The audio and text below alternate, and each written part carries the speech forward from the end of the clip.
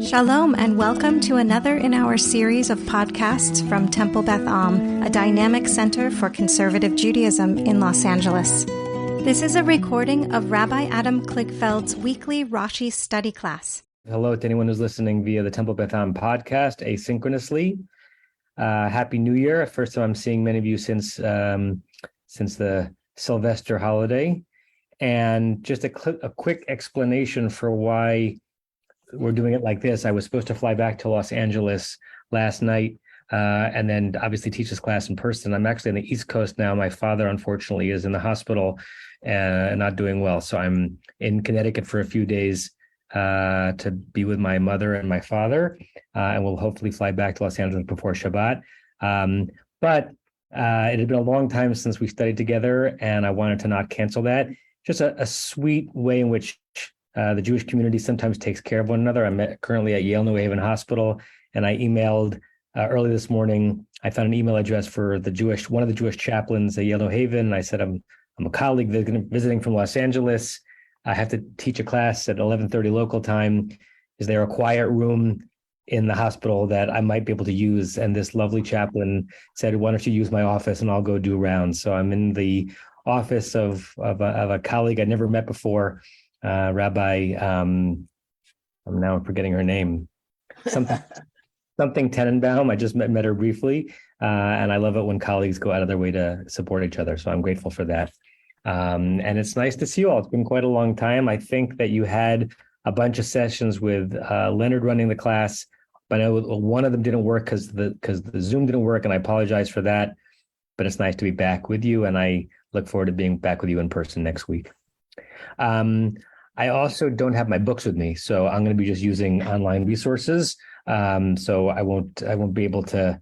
Pretty much everything can be found on Safaria. But if there's certain commentary that I sometimes refer to that on the page in front of me, I'm not going to have that right now. So without further ado, let's jump into it. I have so the last time we met as a group, we're in chapter 6 of Shemot, about to do verse 14, right? About to do this kind of mini genealogy that Rashi set up at the end of verse 13 before as a kind of an interlude, an amuse bouche, if you will, in between the story of Moshe and Aaron in front of Pharaoh, and then the continuation of the Exodus story. So if you look back to verse 13, just to remind us, because it's been quite some time, Vaydaber Adonai el Moshe v'el Aaron, God said to Moses and to Aaron, Vayitzaveim el bnei Yisrael. We spent a lot of time on this verse. God commanded them regarding Torah with respect to the children of Israel, v'el Paro, and also with respect to Pharaoh, Melech Mitzrayim, the king of Egypt. And then we have to kind of fill in some of the context here. Lahotziat bnei Yisrael mi'aretz Mitzrayim, something like God reinforced the fact that what's happening next is that he's going to send Moshe and Aaron to bring the Israelites out from the land of Egypt. And on that verse, Rashi, was it that verse or a previous verse? Let me remind myself. Yeah,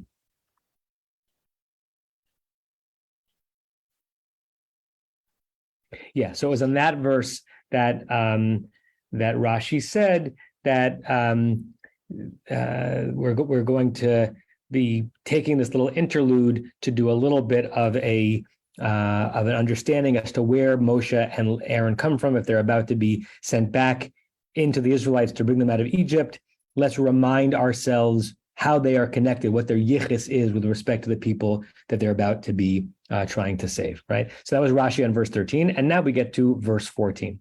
And for the next, I would say 8 or 9 verses, there's a lot of quiet verses where Rashi doesn't say anything, because on the pure genealogy, particularly since we had some of this genealogy in the end of Parshat Vayechi, Rashi is rather quiet.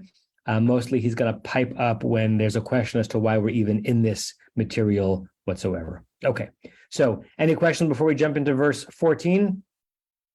You have us being in verse 16. We read the first few verses of the genealogy. I don't think so, and I still don't think that we did the Rashi on verse 14. But let's start with verse 14 because it's been a while anyway. Okay. Let's see. Rebecca, do you want to read verse 14? Ela Rashi? Ela Rashi Beth Am. These are the heads of their, I'm sorry, sorry. Yeah. Ela Rashi Beth Am. B'nai Reuven, Bechor Yisrael, Hanoch, Ufalo, Chetzron, Becharmi, Ela Mishpachot, Reuven. Yeah, I remember that Hetzron for Hetzroni. I think Sue might have read it. That's true. I don't think, but I don't remember doing the Rashi on it, but maybe if so, then we'll do a little bit of Chazarah, which is not the worst thing in the world. Okay. Okay. So these are the heads of the houses of their fathers, the sons of Reuven, the firstborn of Israel, Hanoch and Palu, Chetzron and Harmi. These are the families of Reuven. Good. If we wanted to be really grammatically precise, what do we think the Am ending of Beit Avotam refers to? Who's the they? Who are the possibilities of Ela Rashi Beit Avotam? Of Bnei Israel. Right, so it could be Bnei Israel, in which case we're dealing with the immediate antecedent of the previous verse, Lahotziat Bnei Israel Me'eretz Mitzrayim, and the Torah is kind of reminding us, and by the way, speaking of those very Israelites, here are, and I will add in some of the heads of their ancestral houses, because if you've peeked ahead, we're not doing the complete genealogy here that we did at the end of Parshat Vayechi, right? Who else could the Avotam be referring to? It's a little bit clunkier, but it's possible. Anyone? Jacob, isn't it? Jacob is a singular, so if it's really Jacob the person, it would be Beit Avotav, his ancestors, right? And Jacob is the ancestor, so I'm not sure that that their ancestors, their father's houses, would refer to Jacob. What other plural unit could this be referring to? The three fathers, Abraham, Isaac, and Jacob. Right. Well, again, those are they are the avot. This is reference to their avot, their ancestors, right? It might be Moshe and Aaron, because that's the only other plural that we've dealt with just recently. Because if you look at verse 13, someone just came into the waiting room. Going to verse 13, by Aaron, God spoke to Moses and Aaron and commanded them. So Moses and Aaron are the most recent them in the context. 14. And it could be that the Beit Avotam is the ancestral homes of Moshe and Aaron. Where that breaks down is that what we're about to read are not only the direct ancestors of Moshe and Aaron, because what we're reading is basically 1/4. We're going to get 3 tribes worth, 1/4 of the immediate descendants of the tribes of Israel, right? So 3 of them are going to be mentioned. So it's unclear. It's most likely is the Avotam is Bnei Israel, But what's weird about that is that it doesn't complete the genealogy, and it doesn't say Ela. These are some of the houses, some of the heads of the ancestral houses. It suggests these are all of them. And where was it? If you look here, I'll share my screen because not everyone has a Bray sheet in front of them. So in Parshat Vayechi. This is very timely given where we are in the Torah reading right now. We had a genealogy after Joseph and the brothers reunited, and the not the tribes of Israel, but literally the Bnei Israel, the sons of Israel, ended up in Egypt. We got a list of who was there. Ela Shemot Bnei Israel Haba'im Mitzrayim. But these are the names of the children of Israel. Here, children of Israel doesn't refer to a tribe, but the actual people. Yaakov Vanab, Jacob and his sons. Bechor Yaakov Reuven, the firstborn of Yaakov was Reuven. Uvnei Reuven, this is going to be very similar to our verse. Chanoch Ufalu Chetzron Becharmi. Reuven has Chanoch and Falu and Chetzron Becharmi. There in chapter 46, I'll just scroll through quickly. You got Reuven and then Shimon and then Levi and then Yehuda and then Yisachar and Zvulun, et cetera, et cetera. A few little intermediary comments. In ours, right, we're going to get We're on verse 14. We're going to get Ruvain. We'll go through this slowly in a second. We're going to get Shimon. We're going to get Levi. We're going to get some of the children of Levi, but we're never going to get past that. And by the time we get to the end of Levi's children, all of a sudden you are going to be back in the story of the Exodus, which is going to start right around here. So we're going back to our verse. The Avotam is interesting because it's neither all of the children of Israel, nor does it make sense for it to only be referring to Moshe and Aaron, because the ones listed are more than the ancestors of Aaron. Okay, I'll stop the share. Any other comments or questions on the verse itself before we jump into the Rashi? Hi, Rick. Yeah. Well, to me, it seems they only go up to Levi.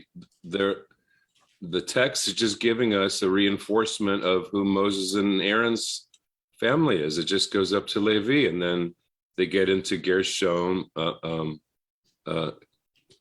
Gershon, is that Moses' Gershon? No, it's Levi's Gershon. Moses said Gershon with a mem, right? But it just gets up to Levi, and then it goes. It just wants to get us to Amram, and it just seems to me it's that family. They're just getting up to the Levites.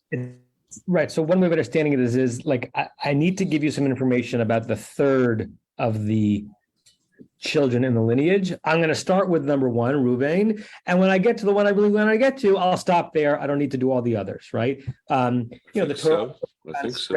Straight to Levi, right? But it almost as if it doesn't want to start the list except in the very beginning. Okay. Anything else on the verse itself? Let's look at the Rashi. Rebecca? Okay. Ela Rashi Beth Avotam.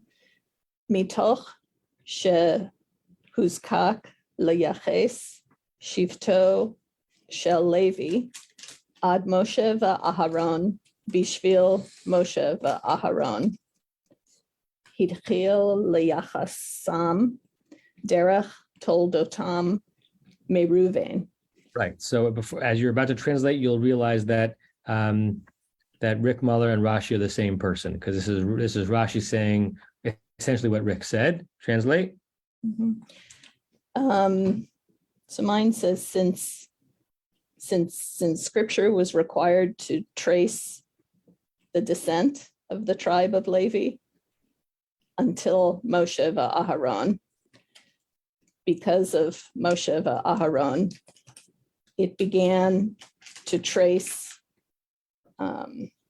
their descent, the way of their generations from Reuven, the way of their birth from Reuven. Right. So it's slightly redundant here, right? That the Torah is feeling the need liyachesh shivto shel Levi, to associate, to connect the tribe of Levi up until Moses and Aaron, at least to make that string, and then ad Moshe va'Aaron, bishvil Moshe va'Aaron, right? We're doing it up until Moses and Aaron so that we have a better understanding or reminded of Moses and Aaron's connection to this whole people. Therefore, we needed to get to C. We started with A, right? And we're not going to go past C, but we weren't going to begin with C. So we started with A, and A is a list that goes down to whatever the 12th letter of the alphabet is, K or L. But we need to get to C, and we're starting with A. Okay, that's the pshat answer Rashi gives. And now Rashi gives, occasionally Rashi will say, zep shuto ulefi midrash, right? This is the pshat reading, and this is a midrashic reading. This is another softer way of him saying that. He's told you what he thinks the verse means, but he basically brings a source. He quotes a source. A reminder, he's always quoting sources, or almost always, but now is where he's telling us where he saw something else in a different midrash. He wants us to know about it. Okay, keep going. Uvasikta rabati. Uvasikta rabati ra'iti lefi shekintaram. Yeah, Kintaram Yaakov Avinu Lishlosha Shivatim Halalu Bishat Moto. Should I translate that part? Yeah. And in Besikta Rabati, I have seen since Jacob, our father, rebuked these three tribes. And the three meaning Ruvain, Shimon, and Levi, yeah. At the time of his death. Chazar hakatuv vayichasam ken levadam lamar shechashuvim hem. Scripture again traces their descent alone to tell that it's that they're distinguished, that they're important. So Rashi is letting on that the Midrash was sensitive, and maybe he is as well, to the answer that Rick gave and that Rashi himself first gave as being just not thick enough, not rich enough, right?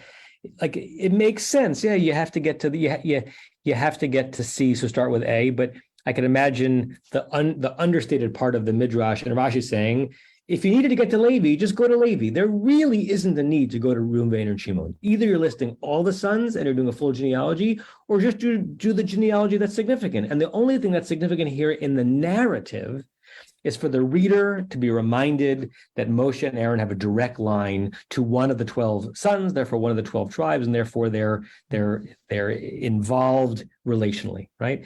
So what other reason might there be for us to return to Reuven and Levi, who are not at all part of the story?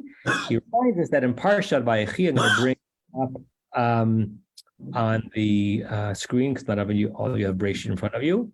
And Parshat Vayechi, when Yaakov gets to the end of his life, and we have studied this very slowly when we were studying Parshat Vayechi now, I think 3 or 4 years ago. And we've got Yaakov blessing his sons, similar to how Moshe, who is going to bless the tribes in Vazot HaBracha, right? So Moshe is linked to Parshat Vayechi, even though Moshe is not yet born, because he's going to do something similar. And we discussed at length that not all of the blessings that Jacob gives his sons at the end of his life are blessings. Some of them are finger wagging. Some of them are, I'm disappointed in you, right? If this is Yaakov giving an ethical will, some of the ethical will is tisk, right? Let's remind ourselves, chapter 49, the last, the penultimate chapter of Breshit. Vayikra Yaakov el banav, Jacob called his sons, Vayomer, and he said, Hey asfu v'agid lechem, gather yourselves up, I got to talk to you. Et asher yikra etchem b'acharit ha'amim, an inscrutable verse where he says, I'm going to tell you what's going to happen in the future. And there's a lot of Rashi that he wasn't, he originally wanted to expose to them, the secrets of the Messianic era, but God got in the way because Yaakov knew that, but his children didn't deserve to. And then we get to verse 2, Hikaptzu v'shimu b'nei Yaakov, gather up, listen up, you children of Yaakov, v'shimu Yisrael avichem, listen to Israel, your father. And now we begin the end of life blessings. It should be, Reuven, I love you.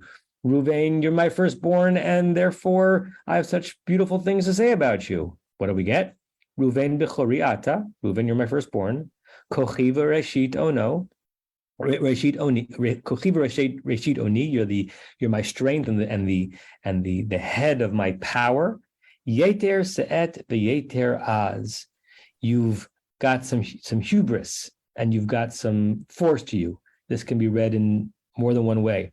Pachaz kamayim al totar, you're as uncontrollable as gurgling water. You shouldn't do that anymore. Ki alishta mishkavei avicha, you got up on the bed of your father. An oblique reference, and maybe not such an oblique reference, to a tiny little scene that we studied many, many years ago, where Reuven seems to be in some way more involved in his father's bed and tent than he should be. Az chilalta, you defamed things. Yitzui Allah, you got up onto my couch. Right. So most of Reuven's blessing is a rebuke. Shimon v'Levi achim. Shimon and Levi, the next two, your brothers, but the brothers are like your brothers in crime. Klei chamas mecherotehem. What combines you together? Your violence. This is going to the story of Dinah, where in order to defend Dinah's honor, they take tremendous vengeance against the Shemites, and Yaakov is not happy about it. Now, we're not sure if Yaakov's not happy about it because of a moral concern, or if that's an ex post facto anachronism. He's certainly not happy about it in context because it's putting him in a difficult situation with the Shemites, right? He doesn't really tisk them for an ethical violation, but for not being able to control their violence, and that puts him in a hard situation with these local tribes.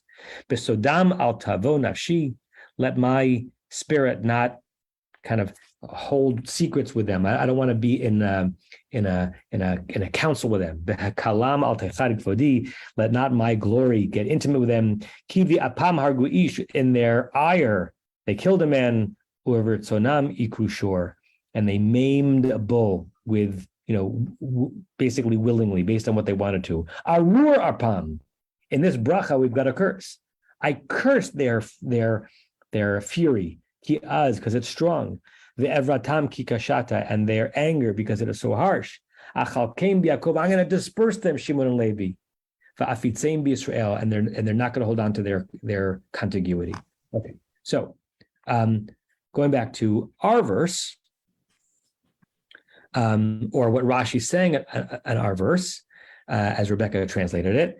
Maybe the reason why Reuven, Shimon, and Levi are mentioned now is not just because he had to get to Levi, he started with A, but there's something lingering as we're about to see the redemption of all the tribes of Israel, all the descendants of the tribes of Israel. The last time we heard anything about Reuven, Shimon, and Levi is their being rebuked by their dad. I'm midrashing the midrash. Lest, reader, you think that these tribes didn't have the merit to participate in the redemption of Israel. Lest you think that Moshe knows about the rebuke that Jacob gave them, might say, maybe I'm not going to pay attention to those tribes.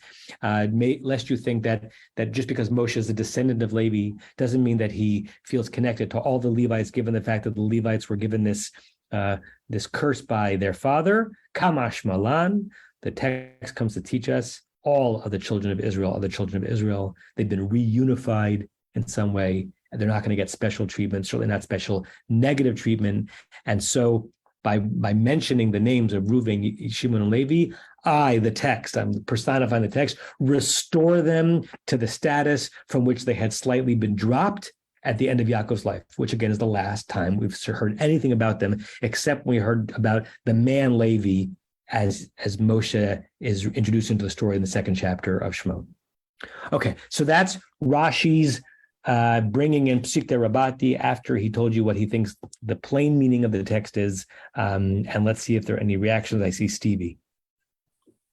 Yeah, just to point out how the Psikta Rabati can undermine what you might take away from the Pshat answer, that, right, it would be very easy and opportune if you wanted to double down and say that, you always have to treat the firstborn with respect, and, like that's there's like a pride of place, and this is a proof text for that. And they're instead saying, oh, no, it's because the firstborn is actually not good, right? Like it's actually a problem, right? That you get as much as you learn from what the rabbis say, you also learn from what they refuse to say, right? There's nowhere in rabbinic literature where it says, just as God is vengeful, so too you should be vengeful, right?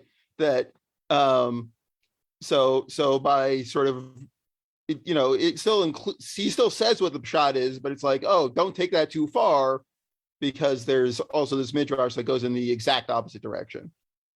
Steve, are you saying that one way of reading Rashi and midrash itself is that by bringing these names back, we're highlighting the fact they were rebuked rather than overruling that rebuke? Well, I mean, it is also part of the rabbinic impulse to say that, like, all the sins that the ancestors did are actually very minor sins, right? So no, I mean, it is, but I think that, right, if you just had the pshat answer of, right, oh, you have to, whenever you give a genealogy, you have to start it, with the firstborn, right? Like that, I think, is a dangerous precedent, and they don't want to make that a precedent. It's like that happens to be the case here, but that's not the way that you need to behave. I see. Okay. That that the Midrash wants to give one more reason why this is exceptional, lest you think that you can never mention child 3 without having mentioned child 1 and 2? Yeah. I see. Got it. Okay. Wonderful. Anyone else on this, on the verse, on the Rashi part 1, Rashi part 2, and what we think the thrust of that Psikta Rabati is? Going once? Going twice. Okay. Barbara got kicked out of the Zoom. She's coming back in. All right. Then let's go to verse 15. Carol, do you want to read verse 15? Okay. Uvnei Shimon Yemuel v'Yamin ve'Ohad ve'Yachin ve'Tzohar ve'Shaul ben Haknaanit Ela Mishpachot Shimon. And the sons of Shimon are Yemuel and Yamin and Ohad and Yachin and Sohar and Shaul, the son of a Canaanite woman. These are the families of Shimon. Yeah. So it's interesting to me when we come to be exposed to biblical and Torah names, how many of them live on as names that Jews are given today and how many of them are not, right? I'm sure you might have met an Israeli Ohad or two. We had an Ohad at Pressman a couple of years ago, and Shaul, of course. The other names, I've never met a Yemuel. I do know a Yamin, one of my closest friends, Mark, who is naming his son after a Benjamin. Instead of just naming him Ben or Benjamin, he remembered that there was a character actually named Yamin, so he named his son Yamin. Some of these names stay on in the Jewish people, some of them disappear. What's interesting here, and the classic commentators have very little to say about it, is the Ben Haknanit really separates out Shaul from the others. So there's something going on here. Rashi's quiet about it. And again, most of the commentaries in Mikro Gdolot say nothing about it. You've got Yemuel, Yamin, Ohad, Yachin, and Sohar, seemingly in their own categories. And then Shaul, who's the son of some Canaanite woman that apparently Shimon was with, but no one seems to be that interested in this, even though it does, it does say, Zeomer Darshani. It does seem like it is worthy of a question. Joanna, your hand was up before. It's still up? Yeah, just a quick comment like that came to me as you were wrapping up the last pasuk, which maybe also is an intro to the next one as my eyes glanced ahead and caught this. When we finally get up to Levi in the next verse, Ela Shemot B'nei Levi Letoldotam, I hear in my head, I think it's in Bamidbar, Ela Shemot B'nei Yisrael, Beit Avotam Letoldotam, where those two phrases come together. And I think that by having Beit Avotam first, and then sort of the backtrack to Reuven, Shimon, Levi, and then coming back to Letoldotam in the next verse, it really calls out how out of place those first three are in a way that it wouldn't if we had that pairing together that we see later. Yeah. Great, right. So you're absolutely right. In the first couple of chapters of Bamidbar, where there's a much longer sentence than we have here, there are several different ways of the Torah uses Hebrew words to discuss to their families' houses, by their birth order, things like that. Right. So it's only Levi for some reason that gets Letoldotam here. So thank you for that. Rick, your hand was up. Yeah, hi. So I'm aware that we weren't supposed to marry Canaanite women. That was a bad thing. So here we have Shaul, who's the son of one. So that would mean that his father, Shimon, married this Canaanite woman, right? Who we don't know her name. So May or may not have married her. yeah, okay.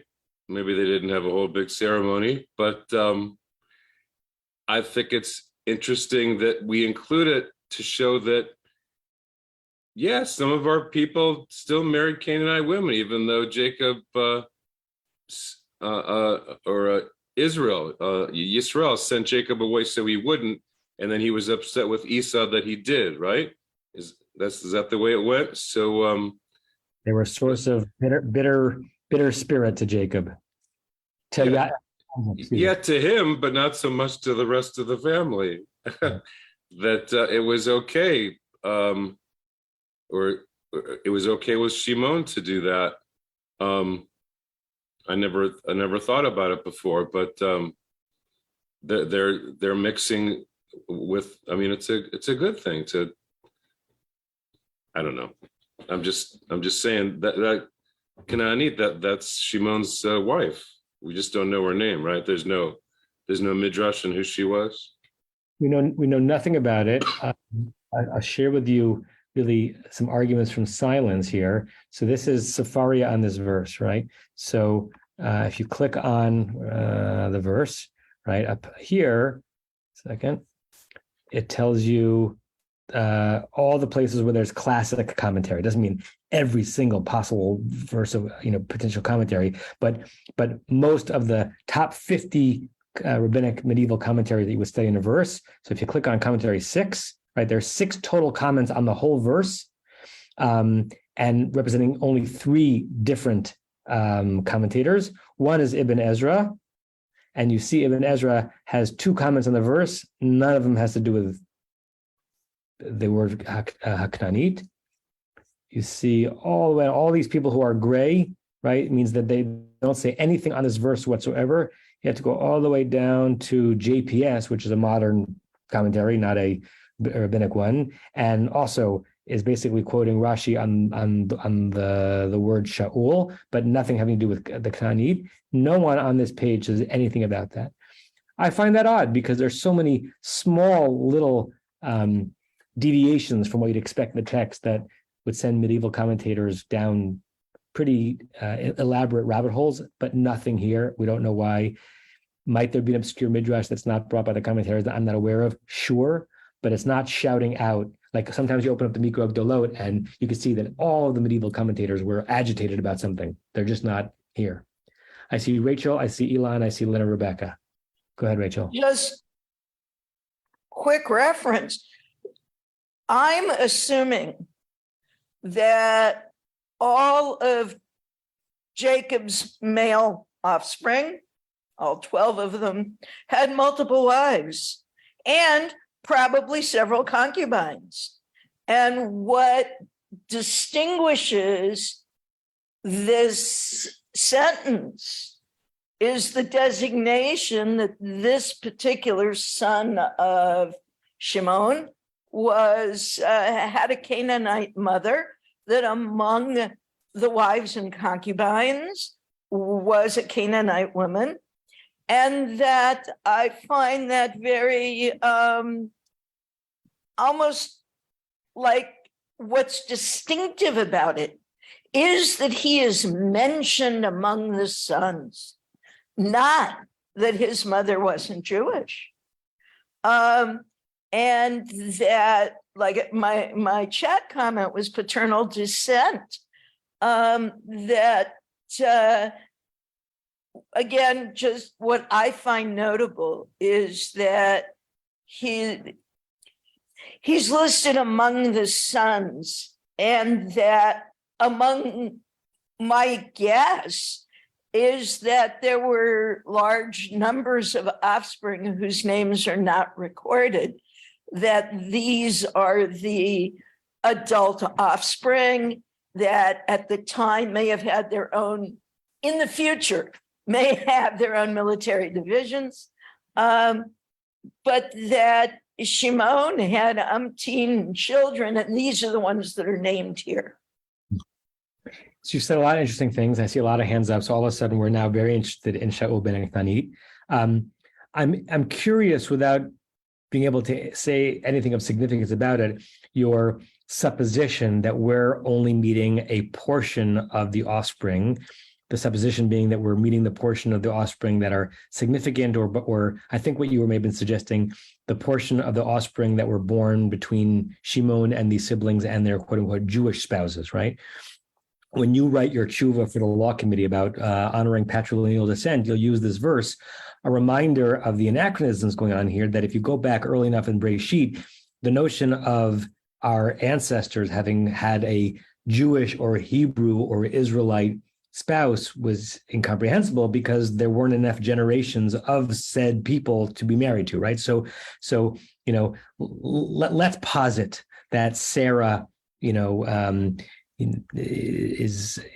along with Avraham on the journey, and she quote unquote converts. That's a halachic anachronism. And let's posit that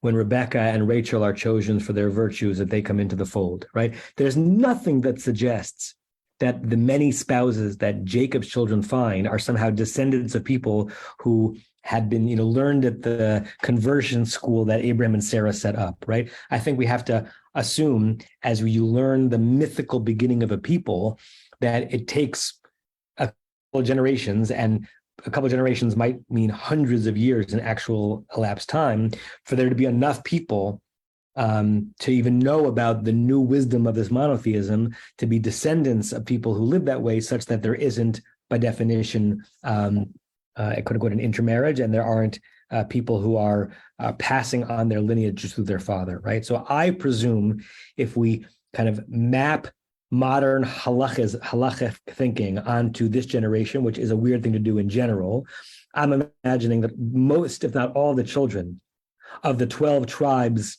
of Israel kept their Hebrew identity because of their father, not their mother, right? Like Ephraim and Manasseh, right? Are we to believe that Joseph's wife converted, right? It's kind of an odd question. I think we believe that at the origin point of our people, that yes, having a father who was a descendant of Abraham was sufficient for you to be in, and at some point, halakha took over and said, we're only going to attach this to the maternal descent.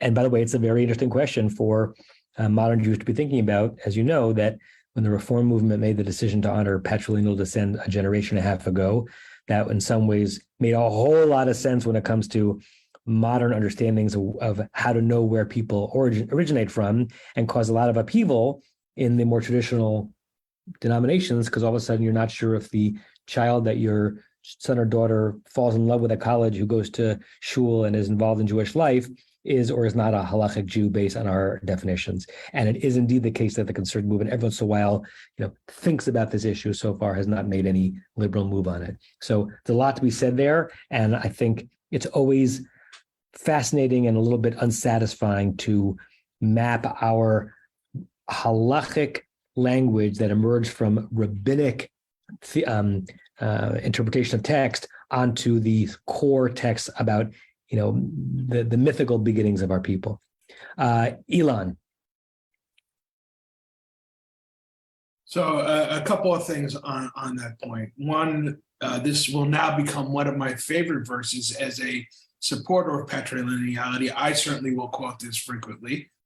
Is it possible that the reason that the commentators did not deal with this was that exact issue, that it was awkward for them because this is something that would seem obvious that you'd want to commentate on one way or the other, right? It's interesting in that it's kind of stands out, and the lack of commentary to me suggests that they were uncomfortable with it and therefore avoided it. Yeah, maybe. What Stevie reminds us of, that when we first hear about this this relationship back in Vayechi in chapter 46, verse 10, there are many commentators, including by Rashi.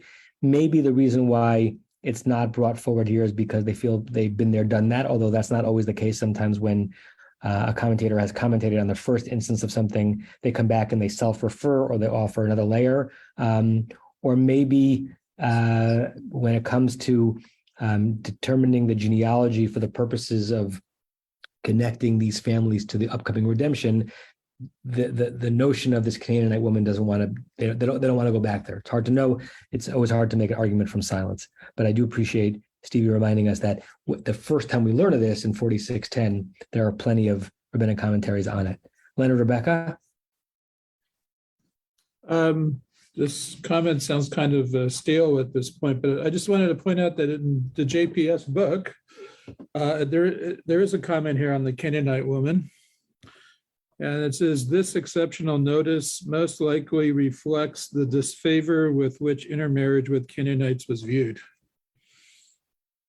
What reflects the disfavor? The fact that it's mentioned, or the lack of commentary on this verse? No, the fact that it's mentioned that he was the son of a Canaanite woman. Like a dig as opposed to an inclusion. Right. But in other words, you were saying nobody commented on it, but even though it didn't make it into Sepharia, it is in JPS.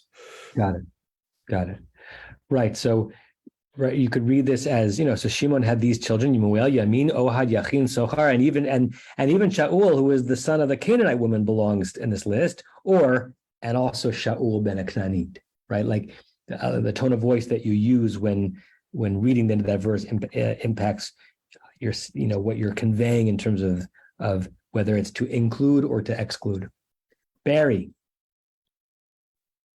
So continuing in that vein, we have this lineage that ends in Pupu, and then we go to the Dorotam of Levi, which is the beginning of the establishment of the Acharonite leadership. So we have the Israelite is kind of put down a bit, and the Acharonite is put up by this. What do you mean by the Acharonite? The sons of Levi. So we have Moshe's lineage, we have Aharon's lineage, but these are referred to as the Dorotam, whereas the lineage of Shimon and the Israelites, it ends with the son of a Canaanite.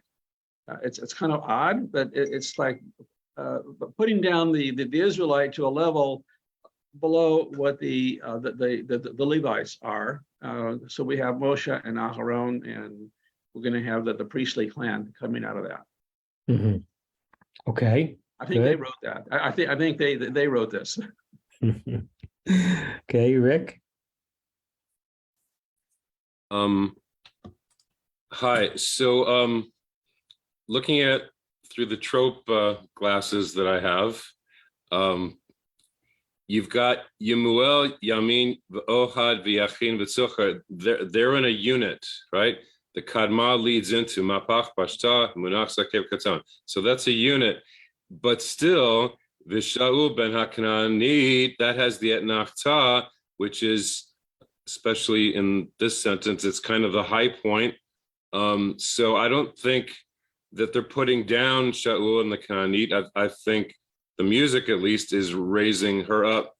That it's noteworthy that he was in the lineage and she, although they didn't give us her name, but I think it's a positive and not a dig. Yeah, the Trupp certainly suggests that whether or not it's a positive, it's almost matter of fact, right? It's the end. It's a sort of an uninteresting end of the phrase, which completes the first half of the verse. And there's nothing in the music that suggests that we're supposed to be paying any more attention to it than we normally do at a comma, right? Okay, let's go to verse 16. I think Carol was Carol reading? Sure. Okay. Va'ela Shemot b'nei Levi l'toldotam Gershon u'Kahat u'Merari u'Shnei Chaye Levi Sheva u'Shloshim u'Me'at Shana. Okay. And these are the names of the sons of Levi. I don't know how to translate to of their generations. It's hard. So something like according to, the way Everett Fox translates it is to connect the word toldatam to the root meaning to give birth to their begettings, he says, right? A toldot is usually colloquially translated as the story of or the legacy of, but it has to do with laledet, giving birth. These are the names of the children of Levi according to how they were born and brought into this world, something like that. Like in Birth order, yeah. So there's Gershon, Kehat, and Merari, and the years of the life of Levi are 7 and 30 and 100 years. Right. The classic Torah's way of doing the kind of doing the decimals differently than we would, or doing the numbers differently than we do. So 7 and 30 and 100 rather than 137. Okay. Just to point out, you might have some kind of a name familiarity with Gershon, Kehat, and Merari different than the other ones you've met, and that's because in the book of Bamidbar, we learn about the specific sub roles that the Gershonites, the Kohathites, and the Merarites got as they were responsible for transporting the Mishkan through the desert. Remember that at some point Levi is dropped from the classic 12 tribes of Israel because he's serving the Jewish people and God in a different way by being in the Mishkan and the temple. And Yosef is split into two, Manasseh and Ephraim. And we learn in parts of Parshat Bereshit and Parshat Naso that his 3 sons and their descendants had different responsibilities for taking care of the Mishkan as it traveled through the desert. So if those names are familiar to you, that's why. This may or may not be why Elon's raising his hand. Anything jump out at you about this verse, aside from the Toldotam, which Joanna already mentioned, as compared to the verses about Reuven and Shimon? Yeah, I mean, that one of the things I was going to talk about is, why is there a mention of the length of Levi's life here when it was not mentioned about Reuben's life? Correct. Right. That it's such an obvious difference that it's impossible not to forget about an answer for it. Ask the question. Right. So we've already answered the question in 2 ways as to why we're mentioning these three guys. Right. And we can debate as to whether or not there are other children of these 3 guys who we're not learning about, but we take it at face value. These are the children of note. But we say nothing about Reuven's lifespan, nothing about Shimon's lifespan. All of a sudden, we know how many years Levi lived on the earth. Elon, you raised the question. Any thoughts before we look at Rashi? Like what might be, if this is not just a scribal error or oddity, what might be significant about knowing the full lifespan of Levi? I can't think of anything that would be interesting about it, unless it was unusually long. But that doesn't, in biblical times, 137 years doesn't seem to be particularly interesting. Agreed. Although it is interesting, I don't think this is why it's there, that it's Levi who is eventually the father of Moshe. In our discussion of lifespans of the Jewish people, right? The whole notion of Amush Ad Mea V'Asrim Shana, right? That's an acronym for Ad Mea V'Asrim Shana, is related to the Moses 120 years. There's something that, since we're going to be tracking the whole lifespan of Moshe, we're getting a sense of his genes, right? And his genes of longevity, but it's not a great answer. Barry, and then we'll look at Rashi's answer. You're still muted, Barry. I have a footnote in here that I think we should do the Rashi first, and it extends the mathematics. So let's do the Rashi, and then I'll read the footnote on the mathematics. Sounds good. Okay, we're going to read the Rashi. Carol's going to read it in a second. An asterisk that I haven't had to give in a long time. Right, this is a Rashi class. We really read every single word of Rashi. The only Rashis that I sometimes skip in my own learning and when I'm teaching are the Rashis that have to do with math and only math, where there isn't a whole great reveal at the end of it. There's going to be a Rashi probably next week that we're probably just going to skim because it's getting into interbiblical mathematics and it doesn't really provide something illuminating at the end of it.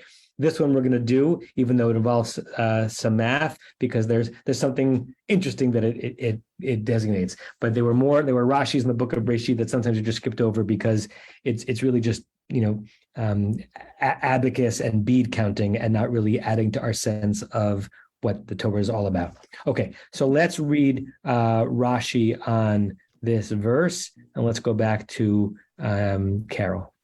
Ushne Chayai Levi v'Gomer. Lama namnu shnotav shel Levi. Lehodia kama yemei. Translate that, and okay. I think that nimnu. Nimnu. Okay. And the years of Levi's life, etc. Why do we count the years for Levi? Right. Just to be grammatically precise, the nimnu is not why we count, but it's a nifal. Why are they counted? Oh, they counted. Okay. Why are the years of Levi counted? Nimnu. Go ahead. Okay. Lehodia, kama yamei ha shibud, to inform us or let us know how many were the days of the slavery or bondage. Okay. Shekolzman she'echad min hashvatim kayam lo haya shibud. Since so long, or as much as one of the tribes was still alive, living, there was not slavery.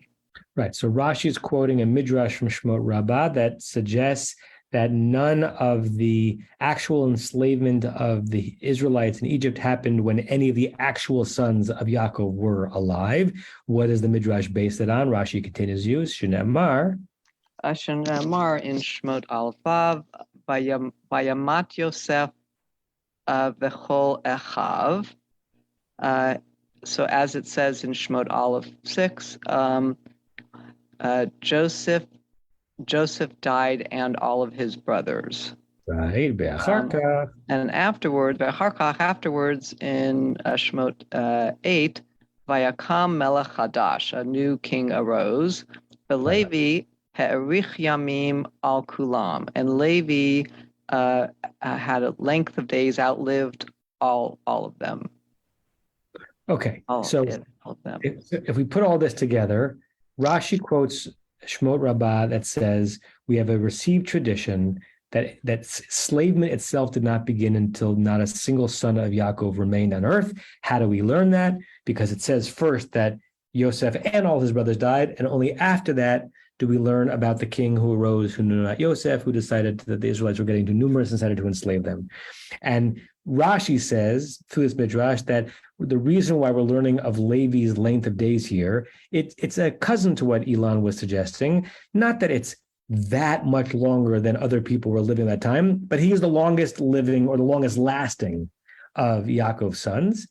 And by way of showing that he lived 137 years, it's telling us that and why this is significant, I don't know. Like I don't have a good Rashi on the Rashi, but this verse is telling us that however long you think enslavement took place in Egypt, and there are lots of different competing and conflicting numerologies about how long enslavement lasted, it didn't begin until many more years after you thought it might have, because after all, Levi lived 137 years. We could do the math as to how old we think he was when he moved down to Egypt. But it wasn't until after he took his last breath that either immediately after that or soon after that, a king arose over Egypt who didn't know Joseph, and enslavement only began at that point.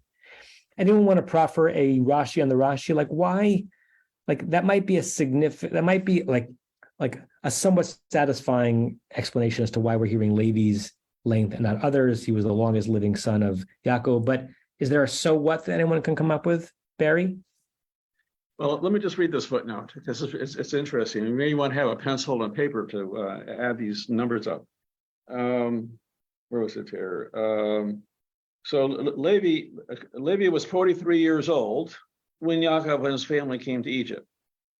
Our verse tells us that he lived 137 years.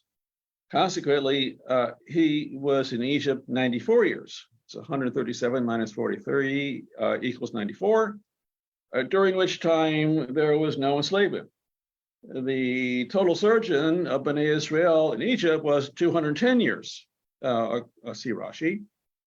So subtract 94 years of no enslavement from 210, and you conclude that the enslavement lasted 116 years. Right. So that's what this is about. So some people use this verse to show how much shorter the actual enslavement was than people might have thought, and some people read the verse to be the opposite. That it depends on what's a fixed and what's the variable. If what's fixed is how many years the Hebrews were in Egypt, then if the variable of how long it was until the enslavement began is longer, it means the amount of time that they were enslaved was shorter. Some read it otherwise. That what's fixed is how many years they were enslaved, not just how many years they were there. And this is to show you, and the enslavement didn't even begin for about 100 years until after they got there, which shows you just how long into the narrative from Abraham, Isaac, and Jacob, the Israelites were entombed in Egypt before they even met a Moses and Aaron who had a chance of bringing them out, right? One can read the same data point here in emphasizing really two different ways of understanding this verse. Good. Anything else on this verse? This is the only thing that Rashi says on verse 16. Okay. Let's end class by reading verses 17 and 18. You got Joel. Oh, sorry, Joel. Go ahead. Didn't see him. Just two pedestrian comments. The first is alternative to Rashi is that the reason his lifetime is mentioned is just because it's like an outline. I mean, you're reading through an outline and you're going through Reuven, Shimon, the bullet points, and then when you get to Levi, this is the one we want to talk about. Now let's do it in detail, and then we open up that section. So that's one pedestrian comment. The other pedestrian comment is you mentioned that we're not sure if these were all his sons for Reuven and Shimon. And I was going to say earlier, but I didn't think it was necessary, that it repeats Ele Roshei Beit Avotam, and then it says Ele Mishpatam Reuven, or both times Ele Mishpat. And I was going to ask the question, why does it need to be repeated? And my answer was to say, and this was not only these are the sons, but these are all the sons. And that's that's sort of like the end mark. Right. Interesting. So you said a couple of interesting things there. First of all, you're noticing that there's a reference to there's like a meta reference to the census itself, this mini census itself, in verse 14 regarding Reuven, verse 16 regarding Levi, but not in verse 15 regarding Shimon, and you're suggesting that those are bookending. So these are the names of the people that we're going to mention that are significant. And by the time we get to the third one, I'm already at the end of that mini list. And so I'm reminding you that these are the ones I'm talking about. And that explains maybe why Shimon doesn't get that treatment. What treatment doesn't Shimon get? He doesn't get Eila Shemot. Right? So 14, Eila Rashi Beit Am B'nei Reuven Bechor. These are the heads of the ancestral tribes, starting with Reuven. 16, Eila Shemot B'nei Levi L'Totam. These are the names of the children of Levi to their birth order. And all we get in Shimon is just, here are the names, right? So there's like a small introductory comment regarding Reuven and Levi. What I thought you were saying is those introductory words really bookend the fact that this is a coherent, intact lineage that has a beginning and an end. And those words designate that beginning and end. And since Shimon's in the middle, he doesn't need those extra words. Is that not what you were saying? But he does get Ele Mishpachot at the end. Oh, that's true. Right. Okay, so then say again what your comment was. My first comment was that since we're interested most in Levi, the first two are just summary, and then when we get to Levi, then we do it in detail. And because it includes the grandsons and it includes the lifespan and all that. I see. Got it. Right. That is true that however we think about why only the first three are mentioned, either Elon's initial idea that you're getting to see, so you start with A, or the Midrashic one that Rashi brings that is to resurrect or redeem the reputations of the first three. It is true that once we get to the one about whom Moshe and Aaron are connected, or to whom they're connected, we're going to go into greater detail. And maybe one of those details is how long Levi lived. And we'll learn more about that when we get to next week. Barry, last comment. Yeah, I'm looking at these lengths, how long they were in Egypt before enslavement, and how long they were with enslavement, and looking at the length of a generation, meaning there's a they came down to Egypt, and their new generation is born and raised in a sense of freedom and growth, and they're living in the rich part of Egypt, and everything is good for them, good. And enslavement is long enough for 1.5 generations to come, in which they have forgotten basically what it was to be in a good place. They're very different peoples. Yeah, good. Let's end the year. I have every expectation to be back with you in person next Wednesday. And in fact, I'll be back in LA by the Shabbat, but I'm glad we got to have this learning even from a distance. And I wish you all, again, a happy new year, a healthy week, and an early Shabbat Shalom. And I'll see you all soon. Bye, everyone. You have been listening to another in our series of podcasts from Temple Beth Am, a dynamic center for conservative Judaism in Los Angeles. If you enjoy these podcasts, we invite you to write a review on the Apple Podcast site or wherever you get your podcasts. For more information about Temple Beth Am Los Angeles, go to tbala.org.